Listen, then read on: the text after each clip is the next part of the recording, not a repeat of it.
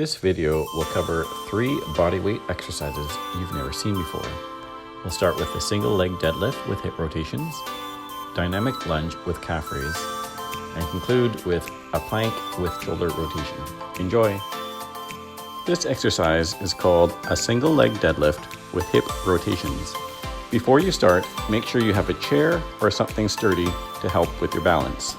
This exercise is quite difficult, so if you're having trouble with the hip rotation, you may just want to try a single leg deadlift first. Start off by standing on one foot. You're going to slowly bend down from the hip until you feel a stretch in the hamstring of your standing leg.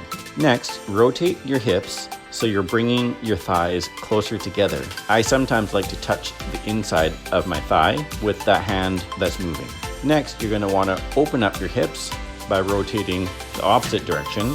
At this point, your foot of that extended leg should be pointing towards the side wall or opposite towards your other leg. Next, you'll close back together so then your hips are again parallel to the floor, and then resume your standing position. Remember, to help with your balance, keeping your core engaged will give you a nice solid foundation. This is a lunge with a calf raise. Start standing nice and tall. Engage your core or your brace to help with balance. Next, you'll want to step forward, taking a nice long stride. Again, to help with balance, you want to make sure you have a wide base of support, so your feet should be about a little bit wider than shoulder width. Next, you'll bend your back knee towards the floor, making sure to keep the knee off the ground. Now, when you're in the deep squat position, you'll want to come up on the tiptoe of your front foot, hold for a second or two, and then lower the heel. Now, you'll drive from that front heel back up into your standing position. This exercise is a plank with shoulder rotation. Remember, if you need to, try from your knees first to make it a little easier. First off, you'll assume the push-up position.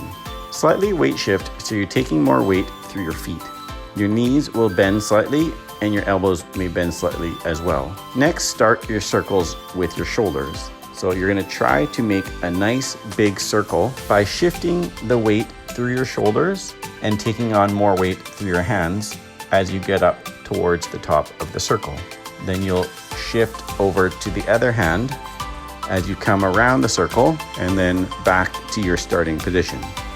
If you notice there is pain in your shoulder or in your wrist because you're taking a lot of weight, you may want to adjust the size of your circle so that you can handle the different pressure points as you go around.